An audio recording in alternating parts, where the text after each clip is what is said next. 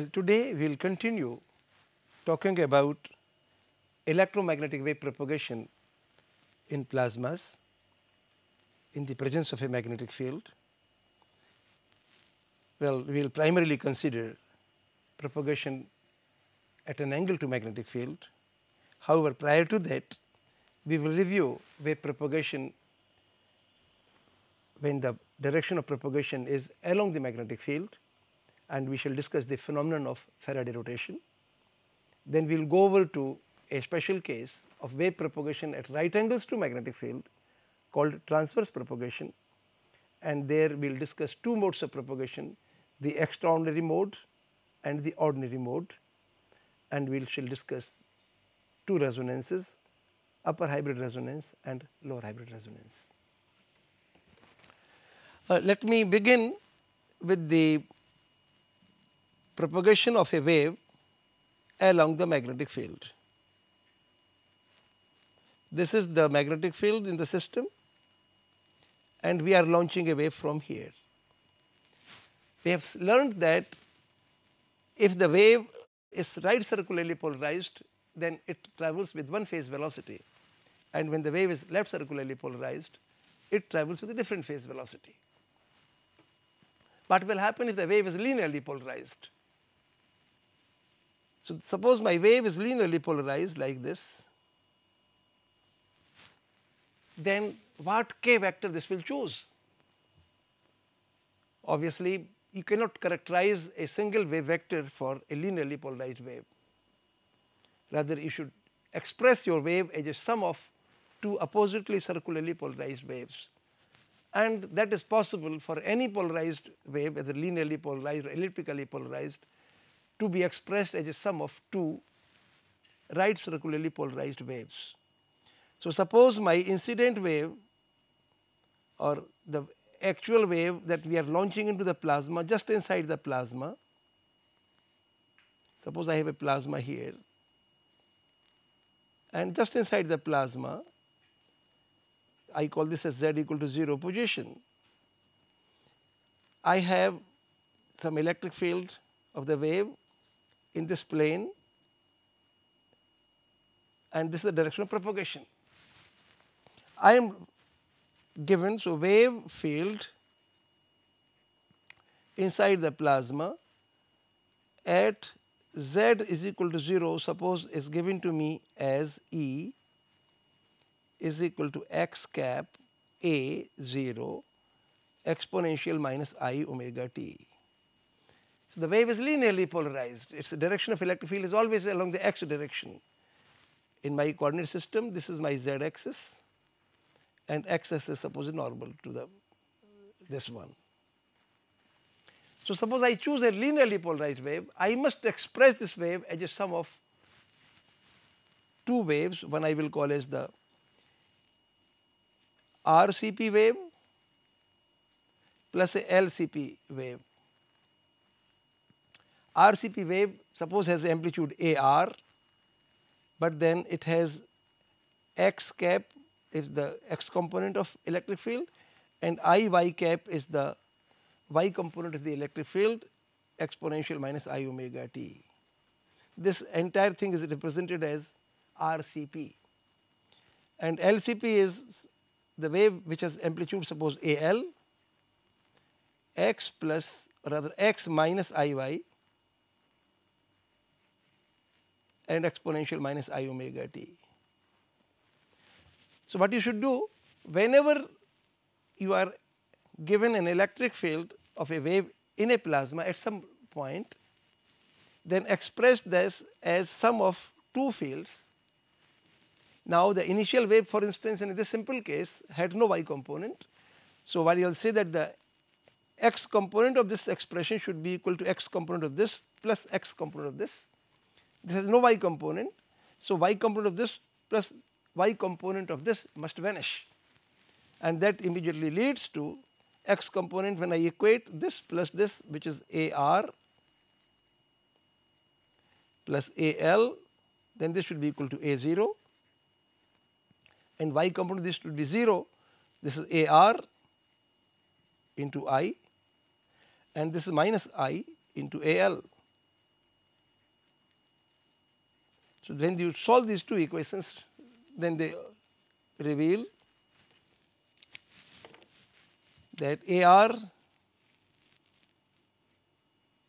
is equal to AL and each of them is equal to A0 by 2.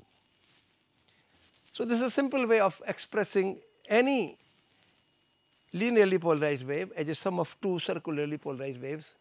One is right circularly polarized, the other is left circularly polarized. Now, the issue is this we have done at z equal to 0.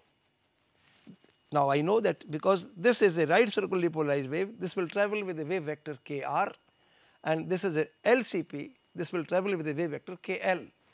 So, now at any position z I can write down these two fields. So, E at any position z at time t would be equal to AR x cap plus I y cap exponential minus I omega t minus k r z, and the left polarized wave would be AL x cap minus I y cap exponential minus I omega t minus k l z.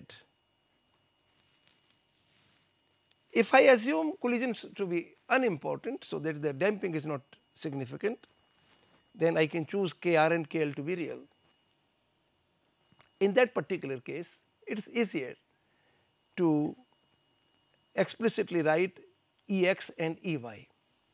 And if you simply take Ex as the real part of this, Ex is simply AR into exponential plus AL into exponential, and take the real part, it would be, and remembering that AR is equal to A0 by 2 and AL is also A0 by 2, it turns out to be simply A0 and cos, when you simplify this, KL minus KR into Z by 2 into cos omega t minus KR plus KL by 2 into Z. So, what I have done? I have used AR is equal to A0 by 2, AL is equal to A0 by 2, and had taken the real part of Ex and used cos A plus cos B formula, I get this result. Similarly, if I evaluate Ey, take the real part of, first write down Ey in complex notation, then take the real part of the right hand side and use sin A minus sin B formula, you will get this is equal to A0 sin of KL minus KR by 2Z into cos omega t minus KR plus KL by 2Z. And if I divide the two, so what is happening that, suppose this is my x direction, this is my y direction. If I am plotting the electric field, initially my at z equal to 0, my electric field was like this. But after a while the electric field has gone into this direction, let this direction be phi. This is the electric field of the wave at z is equal to 0, and this is a position, suppose z is equal to position z, which is different than 0. So, suppose the angle this electric field makes with x axis is suppose phi, then from here you will see that tan phi is equal to Ey upon Ex, and that gives you this cos. When you divide this by this, this time dependent factor goes away, and what you get is tan of this factor KL minus KR upon 2 into Z. So, this factor within the bracket is the same thing as phi, and phi is called Faraday rotation. That the polarization of the electric field, which was in this direction earlier, has become inclined. The electric field is inclined at an angle phi to the x axis. The wave is going perpendicular to this plane z direction. So, the wave still remains, the electric field when you view at any position z, it will still remain to be linearly polarized, but the direction of or orientation of the electric field is different than the orientation of the field in the beginning. So, this angle phi is called Faraday rotation, and it turns out to be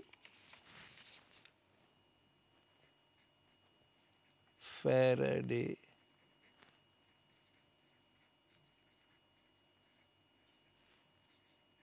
phi is equal to KL minus KR by 2Z. Well, what is the significance of this quantity? In a plasma, in distant plasma, for instance, I would like to find out in a distant region of space magnetic field. What would I do?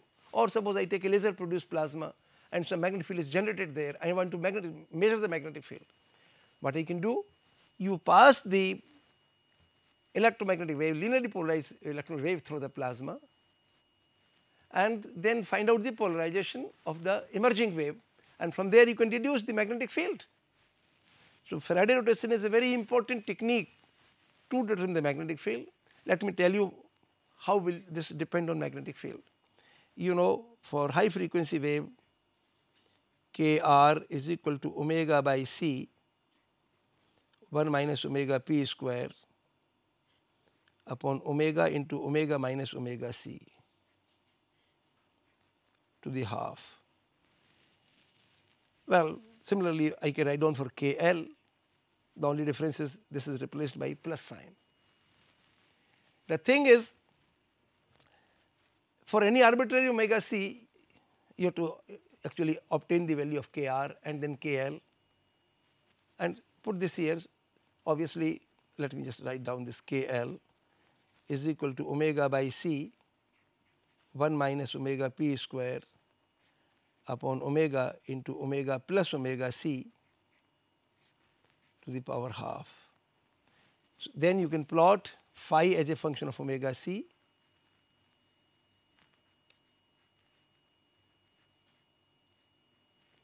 and this will increase. This is 0 when there is no omega c, because if omega c is 0, Kr and Kl are equal. So, you will get phi equal to 0, and this is linear, and then it may have some character, something like this. So, depending on how far you have gone in omega c. For the case when omega c is very small as compared to omega, you can simplify these expressions, and the result turns out to be rather simple.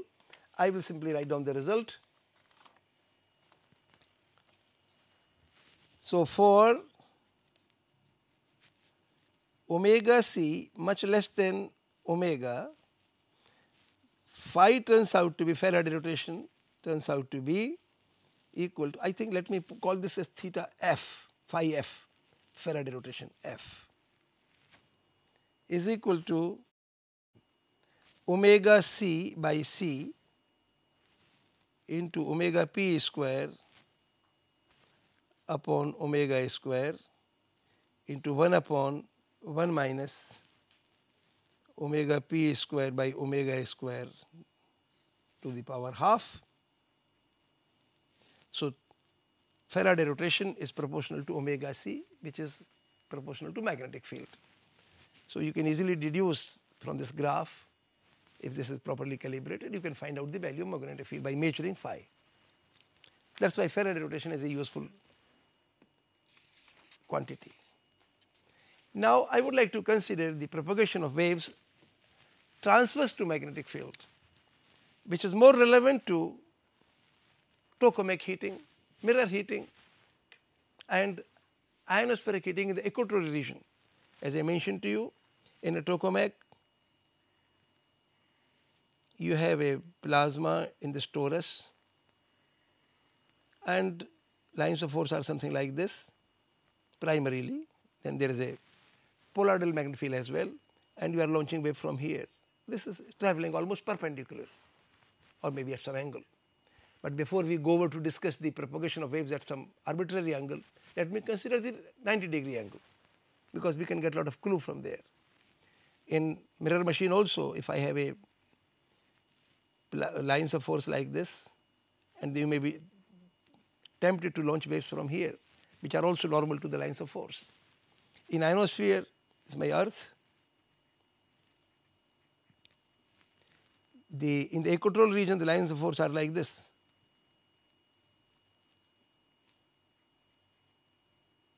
So if I am launching a wave from here, it's going normal to the ionosphere. So in many situations, you are encountered with the propagation of electromagnetic waves perpendicular to magnetic field. And let us see what kind of physics we can learn about wave propagation in such situations. So I am considering a plasma in which magnetic field is still parallel to z axis, so that the expression for effective plasma permittivity that I deduced is still valid. But I am choosing my wave field to be of this form: A is equal to A vector exponential minus I omega t minus say k x. So I am permitting my wave to travel perpendicular to magnetic field. So if the magnetic field is here, my wave propagation is normal to this. So let me write this as, designate this is my k vector of the wave. Now physically I expect two situations. In an unmagnetized plasma, wave is transverse. The electric field is perpendicular to k. There are two possibilities: that my electric field is perpendicular to the plane containing k as well as b, like this. This is one possibility. And second possibility is that the electric field of the wave is along the magnetic field. If this is the electric field of the wave, then in the presence of the electric field of this electromagnetic wave, the electrons will oscillate in the direction of magnetic field, and I really do not expect any change in the propagation characteristics by the magnetic field. So I am expecting this wave to be unmodified by the magnetic field, and I will call this as O mode, ordinary wave. Nothing very special about this, called ordinary. But if the electric field of the wave is polarized perpendicular to the transverse direction, then this wave will, as it tries to cause the electron oscillation normal to k vector and normal to magnetic field, the DC magnetic field starts exerting a Lorentz force on this, and the direction of V cross B force will be in the k direction. So electron velocity will have a component in this direction. And when electrons oscillate in the direction of propagation, then there is a compression rarefaction of electrons, and that always produces density oscillations. Even if you forget density oscillations for a while, any current that is in the direction of propagation will produce an electric field also in the same direction, or the space charge compression rarefaction that is, as I mentioned, that produces a electric field in that direction. So there is always a longitudinal electric field produced. So I am expecting very different kind of wave propagation. For one case, when the amplitude of the wave is parallel to z cap or magnetic field, and second when A is perpendicular to z cap. This is something very extraordinary, because it is only in the presence of magnetic field that this sort of wave propagation will occur, and we will call this as the X mode or extraordinary mode. Extraordinary.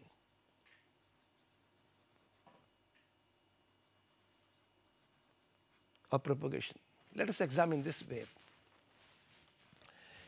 What we did last time was we defined effective plasma permittivity tensor in terms of which was actually defined as unit tensor I plus I sigma, the conductivity tensor, divided by omega epsilon 0. And in the when I introduced this in the Maxwell equations, the fourth Maxwell equation was curl of H is equal to minus I omega epsilon 0 epsilon tensor dot E, and the third Maxwell equation was curl of E is equal to I omega mu 0 H. Then replace this del operator by Ik here and here, and combine these equations, take k cross of this equation and use this one. Finally, we got the following. We get k square E minus k dot E is equal to omega square by c square epsilon dot E. This is the algebraic form of wave equation, and every information about both the modes is contained in this equation. Let me write down the x component of this equation, z component of this equation first.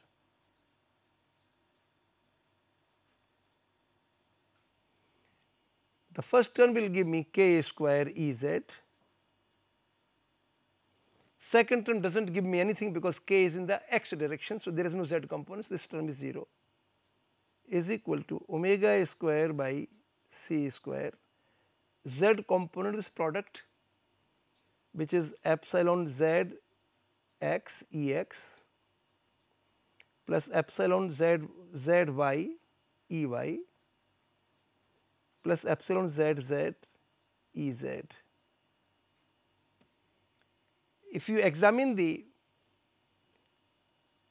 permittivity tensor, this off diagonal term is 0, this is also 0. This is the only term that survives, and k square becomes equal to omega square by c square epsilon z. So this is 0, this is 0. So Ez equation does not have any Ex or Ey, this is independent of Ex and Ey, and we say that this is a mode for which Ez is non-zero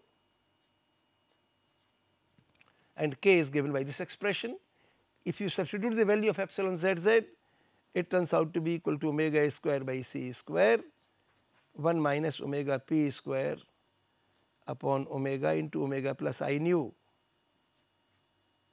where omega p is the electron plasma frequency, nu is the electron collision frequency,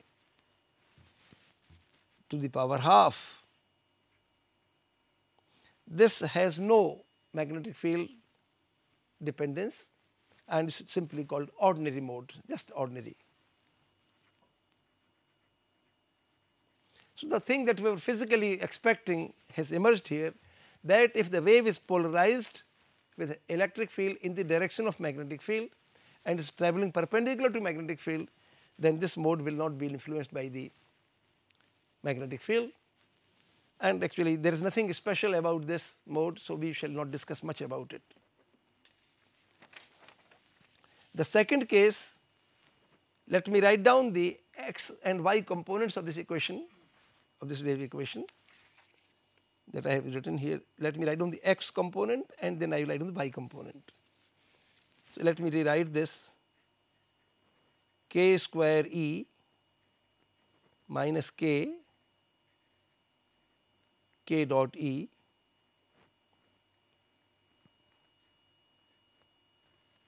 is equal to omega square by C square epsilon dot E, and let me write the x component. What do I get? The first term gives me K square Ex minus this is Kx, x direction, so simply K, and K dot E, remembering that K is in the x direction, so this becomes K into Ex is equal to omega square by C square, and write down the x component is product. The first index of epsilon has to be x, other should be running with E. It becomes x Ex plus epsilon x y Ey. There is another term epsilon xz Ez, but epsilon xz is 0, so I do not write that. You may note here these two terms exactly cancel. So, for this mode this factor should also be 0, which gives me a relationship between Ex and Ey. So, from that you will get Ex turns out to be equal to minus epsilon xy upon epsilon xx Ex. Now, let me go over to the y component.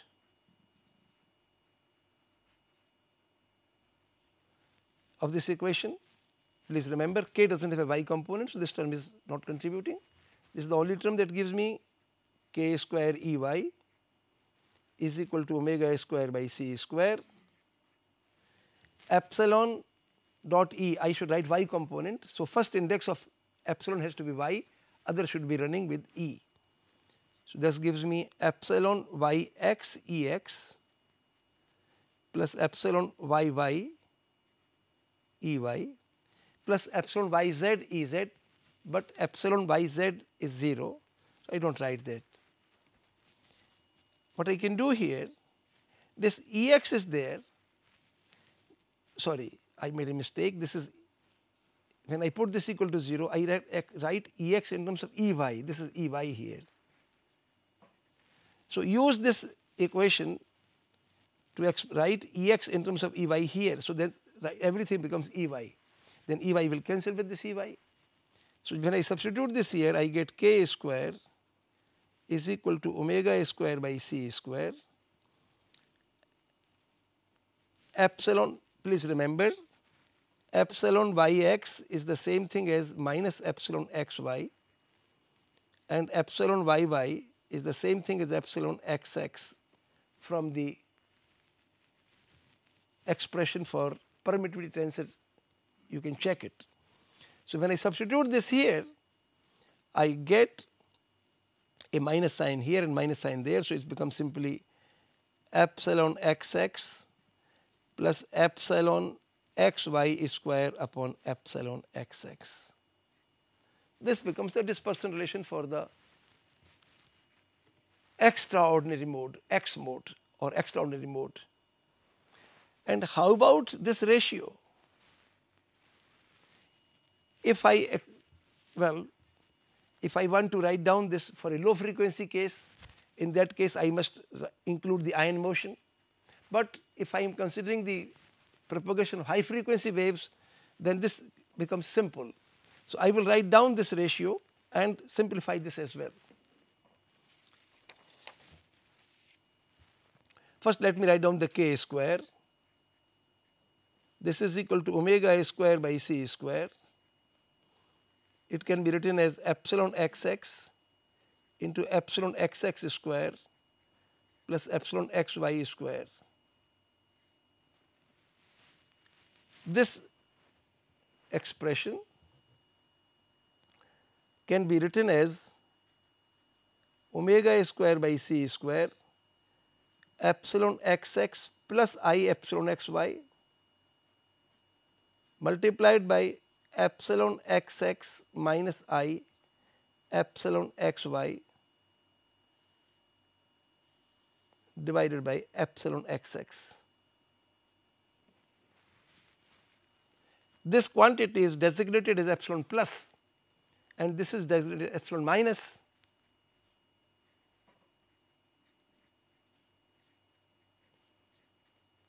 upon epsilon xx. And if you look at the expressions for epsilon plus and epsilon minus, they turn out to be simply the same as appear for the RCP and LCP waves. This can be written as 1 minus omega p square upon omega into omega minus omega c plus the ion contribution, which is omega pi square minus omega pi square upon omega into omega plus omega c I. And if I have to write down for epsilon minus, then change the sign here. This is plus here, this is minus here. So, if I have to discover the zeros of k, the cutoffs when k becomes 0, then obviously when epsilon plus becomes 0 or epsilon minus becomes 0. When epsilon plus becomes 0, the same cutoff you got as omega r. And when I put epsilon minus equal to 0, the same, because in RCP, LCP case, your k square were related to these quantities. So, k becomes 0 when epsilon plus is 0, which gives you omega equal to omega r, the right-handed cutoff, the same frequency as before, and or when omega minus epsilon minus is 0, which gives me omega equal to omega L, the left-handed cutoff. This I can write down. I think I will write down on a separate sheet. So, omega r turns out to be half omega c plus under root of omega c square plus 4 omega p square, and omega r, omega L, the left-handed cutoff is half minus omega c plus under root omega c square plus 4 omega p square. So, this is the left-handed cutoff. How about the resonance? Resonance you will expect, well, simplest resonance that is obvious will occur when epsilon xx equal to 0.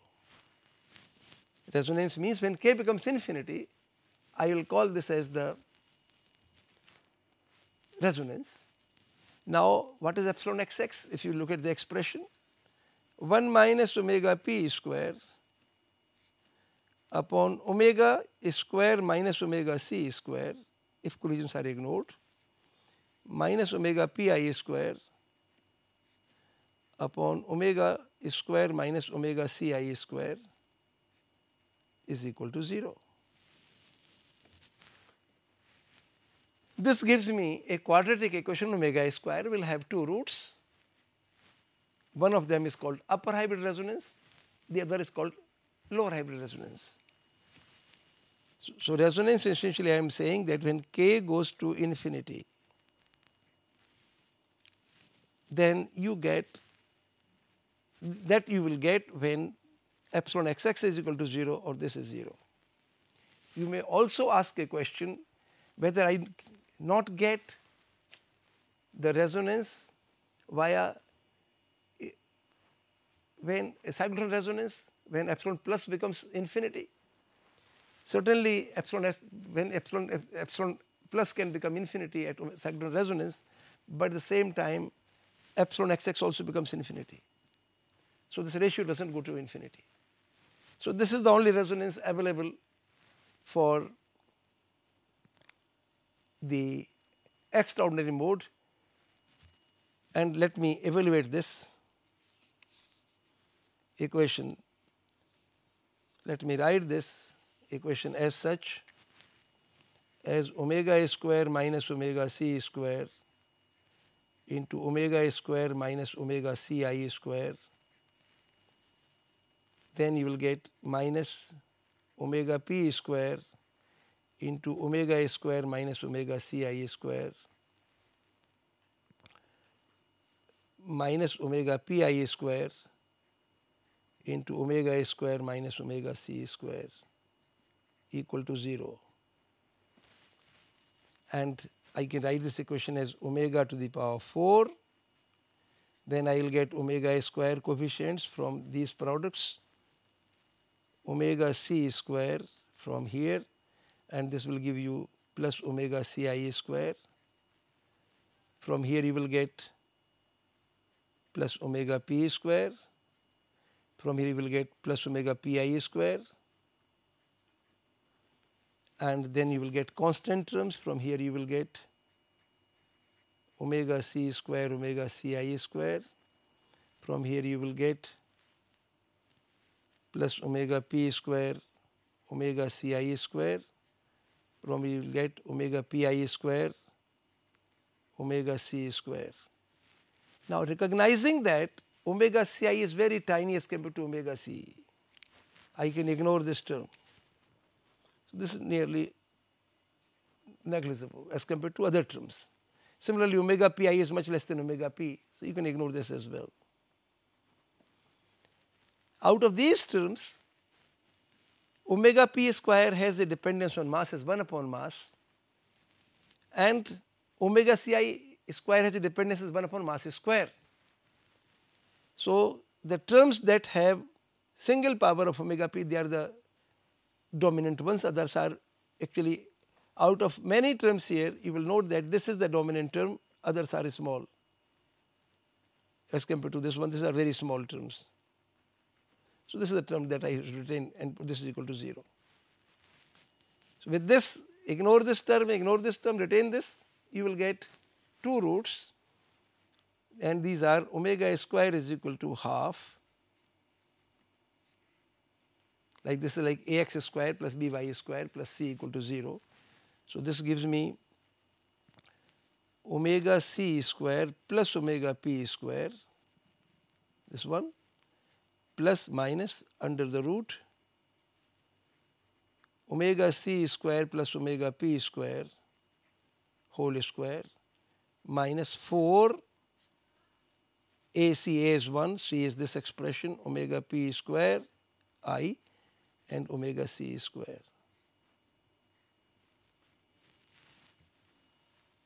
Please note that this term certainly is much less than this one. So when I have to consider plus sign, the contribution of this is negligible, you can ignore. However, if I have to consider the lower sign, negative sign, then the large term will cancel the large term here, and hence this is important. But since this is small, I can carry out a binomial expansion, and when you do this, so the two roots of this turn out to be omega square is equal to omega c square plus omega p square is one root, and the other root is omega square is equal to, it turns out to be simply omega pi square upon 1 plus omega p square upon omega c square. There is a special name given for this. This quantity is given a name called omega UH, upper hybrid resonance frequency square, and this is given a name omega LH, lower hybrid frequency square. So when your frequency is equal to omega LH or equal to omega UH, you get K very large, and when K is very large, please remember B could be large.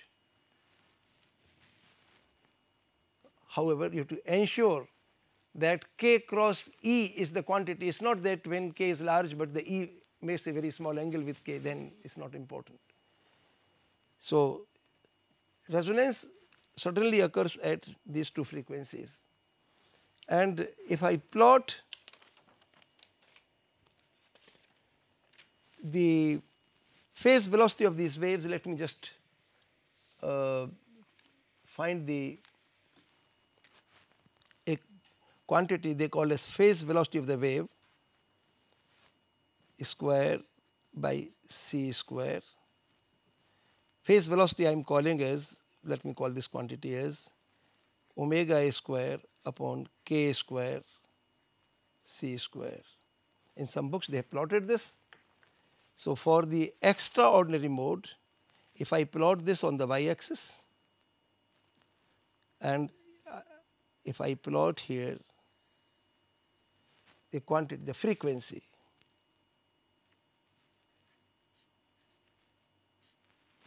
I get some typical characteristics, some frequencies. One is called the right-handed cutoff omega r,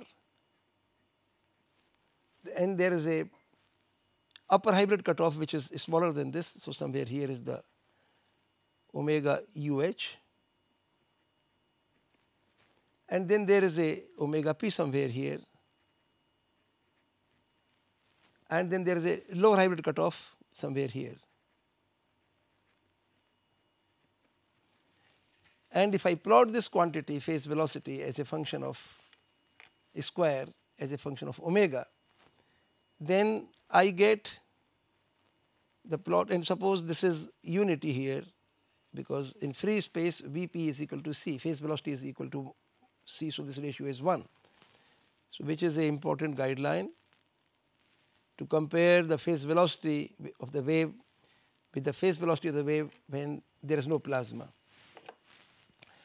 And it turns out to be that there is a forbidden region here. There is no wave propagation in this region.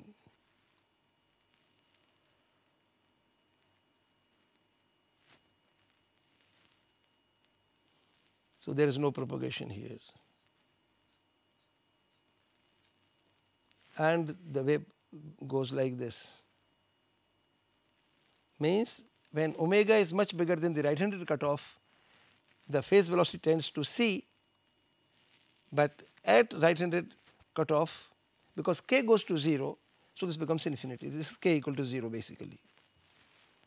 And then this is the forbidden region again below this.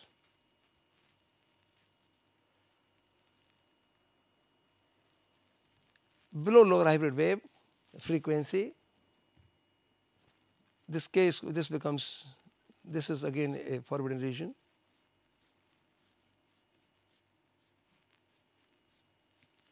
In this forbidden region, this ratio is negative, so the wave does not travel. Actually, it travels here and passes through unity at this point.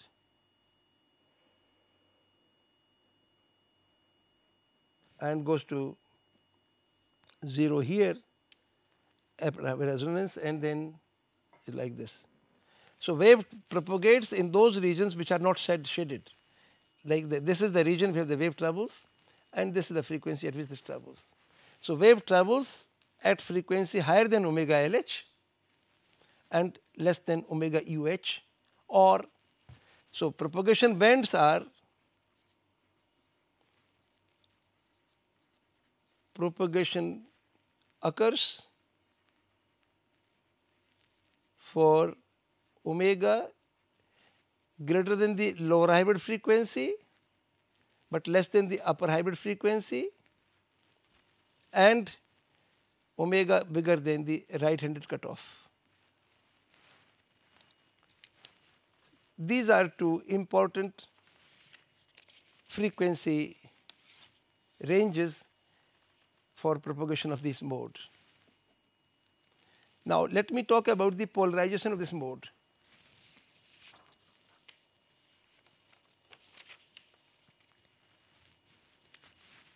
We just saw that this wave has Ex is equal to minus epsilon xy upon epsilon xx Ey. Suppose I consider the wave frequency higher than the ion cyclotron frequency, so that the ion motion can be ignored. In that case, I can write down these expressions simply as minus, this is I omega c upon omega and omega p square upon omega square minus omega c square divided by epsilon xx, which is 1 minus omega p square upon omega square minus omega c square into EY. Please remember, your DC magnetic field is in the Z direction and the wave is going the X direction. So, Ex is called the longitudinal component of your wave. This is your k vector in this direction, and Ey is called the transverse component of the electric field. So, I am expressing the longitudinal electric field in terms of the transverse electric field, and we find that this component can become very large when this quantity becomes 0, or epsilon xx equal to 0 is also called the resonance, either upper hybrid resonance or lower hybrid resonance. In both cases, Ex becomes much bigger than Ey and the wave becomes almost like an electrostatic wave, because when the electric field is parallel to the direction of propagation, the wave is called electrostatic wave. So, at a point at resonance, this term becomes 0 and hence the wave becomes like a polarized, that becomes like a longitudinal wave. What I can do, I can take LCM of this and rewrite this expression without any approximation as this: I omega c upon omega, then omega p square divided by omega square minus omega p square minus omega c square, and this quantity, these two terms together are called omega upper hybrid frequency. So, I can write down this is equal to I, this into Ey, omega c upon omega into omega p square upon omega upper hybrid square into Ey. Sorry, I made a mistake. This is omega square minus omega UH square. I think there is not much room here. Let me write separately. This I have ignored, this I have written. If I ignore the ion motion, if ion motion is ignored,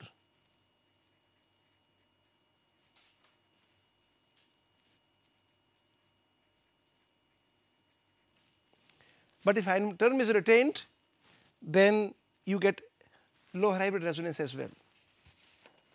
So, for high frequency response, Ex is equal to I omega c upon omega into omega p square upon omega square minus omega UH square into Ey. Two things are important. At omega equal to omega UH, longitudinal field is much bigger than the transverse component of the field, and secondly, the two fields are out of phase by pi by 2. This is important. And please note, in the Poynting flux, when you calculate of the wave, this is E cross H, and because H is K cross E upon omega mu 0. So, longitudinal component will not contribute, because if I want Poynting flux in the x direction, then Ex will not contribute.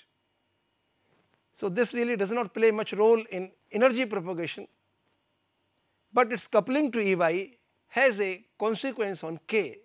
So, the consequence of longitudinal field appears through the propagation constant k. Now, let me write down explicitly, for a high frequency wave, k square is equal to omega square by c square. It turns out to be 1 minus omega p square by omega square minus omega p square divided by omega square minus omega UH square. This is the propagation dispersion relation for this X mode, extraordinary mode. Sometimes the wave is also known as upper hybrid electromagnetic wave, because it shows upper hybrid resonance. You may note here that omega p is certainly less than omega UH. So, the wave will travel for omega less than omega UH, but omega bigger than omega p, certainly in that region this quantity will be whole second term will be positive. So, the wave certainly will travel. And resonance at omega equal to omega UH, k tends to infinity, and we have already seen explicitly this behavior. So, this is a very important wave.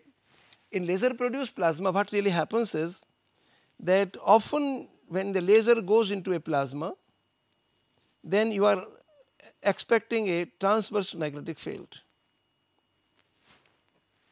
And transverse magnetic field, if the laser is polarized perpendicular to the direction of magnetic field, then this will travel as X mode. So, in laser produced plasma, which are inhomogeneous plasmas, where the density is increasing from the plasma as the wave or laser travels deeper and deeper into the plasma, density increases. So, initially what you can happen is that omega is bigger than omega UH because omega p is low, but as the density increases, omega becomes comparable to omega UH. As this wave arrives there, it can get mode converted into an electrostatic wave. Here I have not considered any thermal effects. So, when omega approaches omega upper hybrid frequency, thermal effects become important because the k becomes large.